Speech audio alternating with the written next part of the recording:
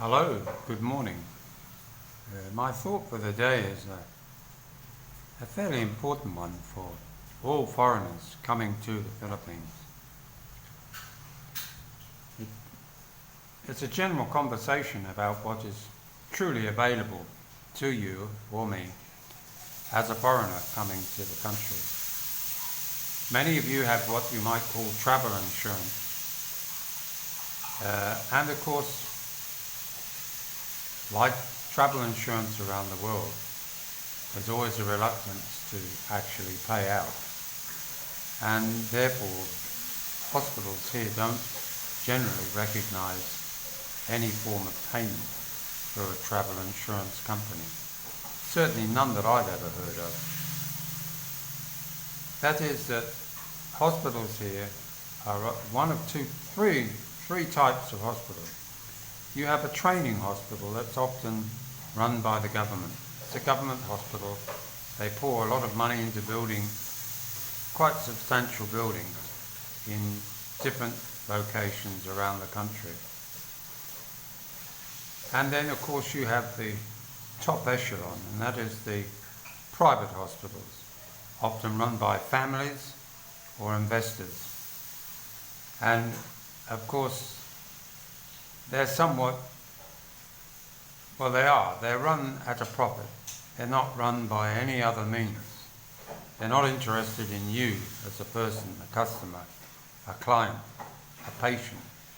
It's all about what's in your wallet and what you can afford to pay.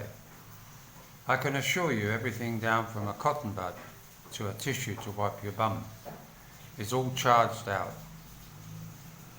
on a statement handed to you, not at the end of the period, but during the treatment. You can be halfway through having a treatment. A doctor could be in your room taking blood or administering a drug through an IV, and somebody will walk in with an invoice for you to go downstairs and pay. In other words, they've got to a limit to what they're prepared to carry out on credit. In many cases, they will require a deposit before they even admit you into the hospital. So that's a bit scary for many people, especially those on limited budgets of state or national pension schemes.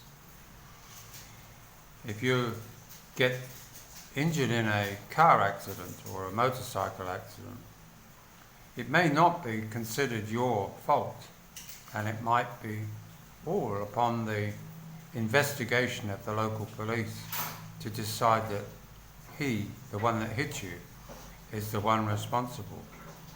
But as my mother used to say, how do you get blood out of a stone? And that's the point. They may be legally responsible for your cost of rehabilitation, but getting them to pay is very hard.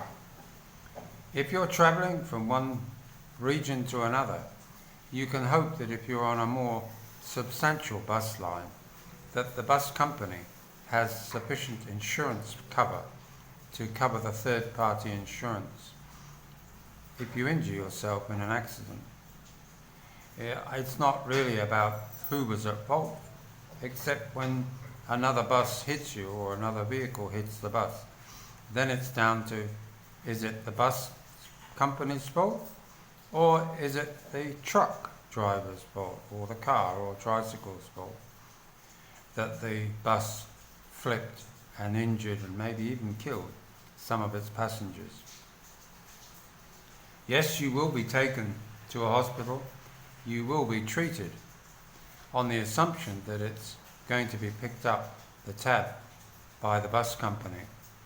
But only they, the hospital, know which companies are likely to be paying the bill.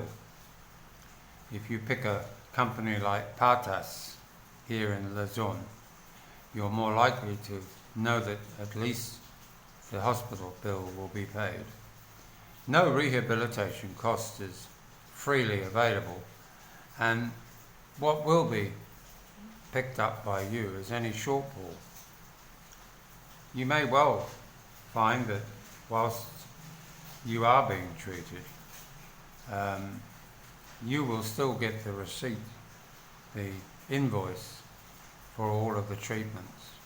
And it will be up to you or your family members, your carer, to do the running around to collect drugs that you might need, or maybe specialist bandages that the pharmacy itself in the hospital you're being treated in doesn't have in stock. So you will be going out to someone like Mercury pharmacy or drugstore.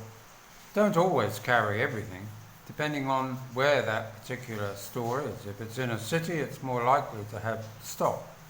If it's in a regional town, it's probably necessary to bring it in, so it's not available immediately. Same with some of the specialized antibiotics.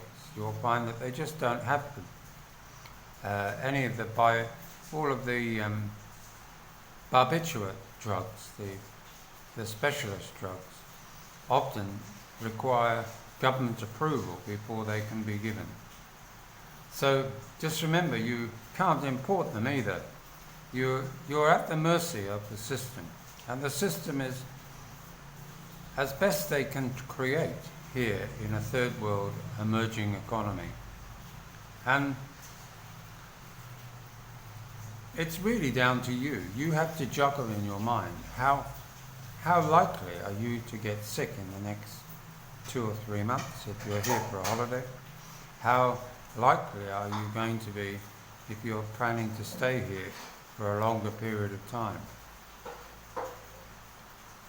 The message that I'm trying to give you is a little bit like, I watched a video the other day done by an American guy. I suppose he was curious to know why a British guy was in such dire situation.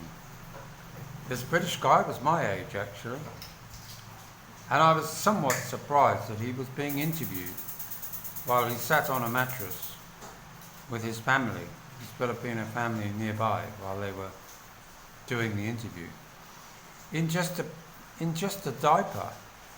I mean, the guy obviously is somewhat oblivious to what his situation really is. He has a great English sense of humour, and through the interview he was always smiling and laughing and joking about his situation. But he was involved in a similar accident that I had recently, and that is I fell over coming into the house here.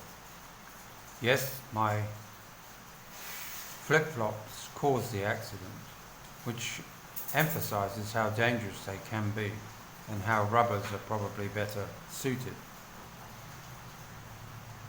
But in my case, I was only just trying to get somebody to come and help me get up off the ground.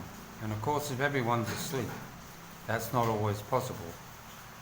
In this case, this guy fell coming into his home, and he broke his femur in 2 places, top and bottom. So he has one leg now 4 inches long, shorter than the other one.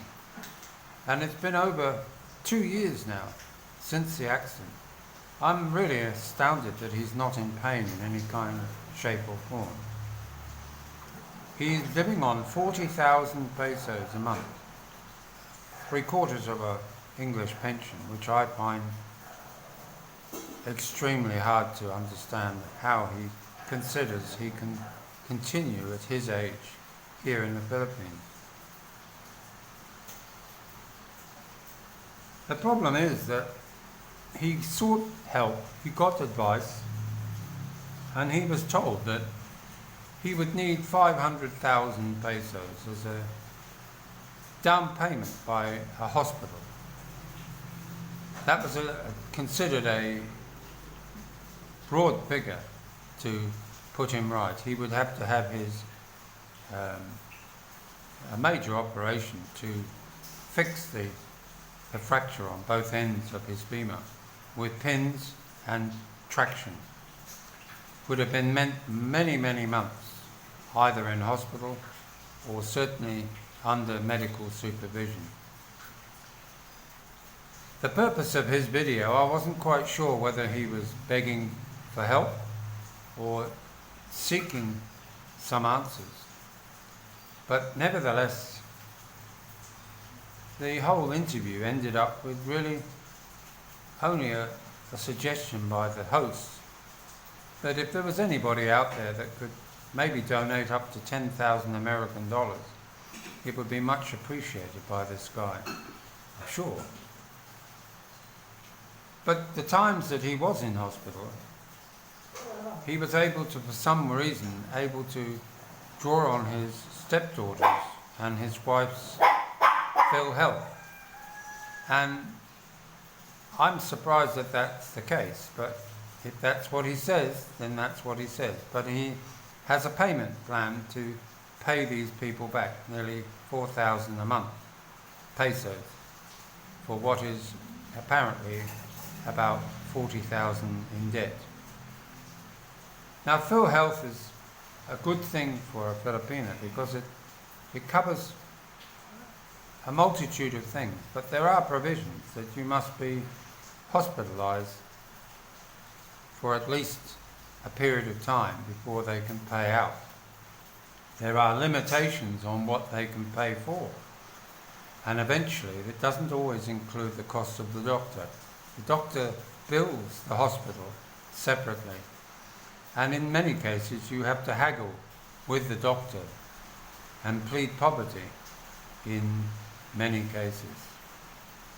I can recall having to do the same myself with one member of my family here, which even only a week in hospital cost over 300,000 pesos, which is a large amount of money regardless of how you see it. You have to think of it in terms of pesos. That's over a year and a half salary for many well-paid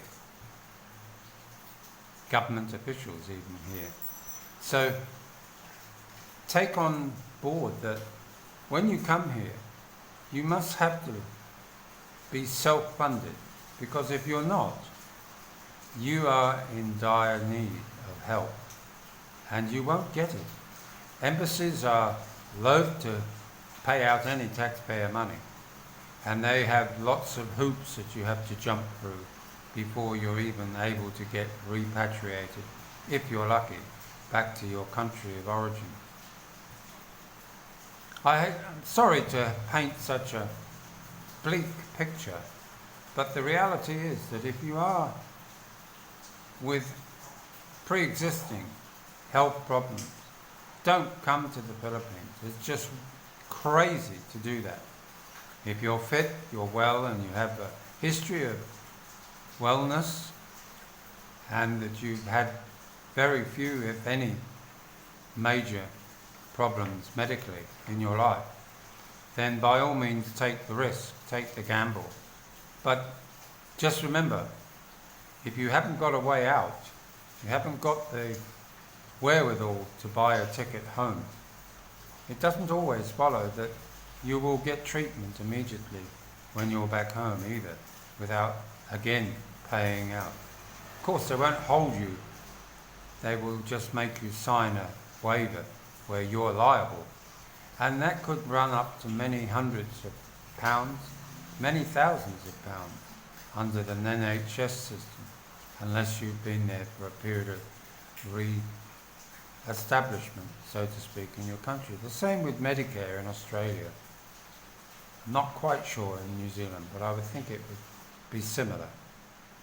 It's to stop people going off and living overseas and saving the government money, of course, because we're not a draw on their system. But when you come back, they consider you like a foreigner in your own country, and you must wait till you qualify to get that treatment covered under the system that they have in place. Philippines is a great place to come. It's a great place to retire. There are some very nice Filipinos here. Not all have got your best interest at heart. So just be careful who you surround yourself with, and make sure that you don't put yourself in the middle of nowhere where hospitals and treatment is either hard to get or almost impossible, because relying on the local witch doctor isn't always the best option, especially if you break your leg in two places and you're 4 inches shorter on one side. And not to make light of his situation, but it highlights how serious a situation can be. I remember also a family member being bowled over by a motorbike on the highway, and it was just fortunate that the family, who was held responsible for the accident, were able to meet the costs of the medical treatment required. Not always possible, not always able to even be considered. So that's my thought for the day. I hope that it gives you a little bit more information.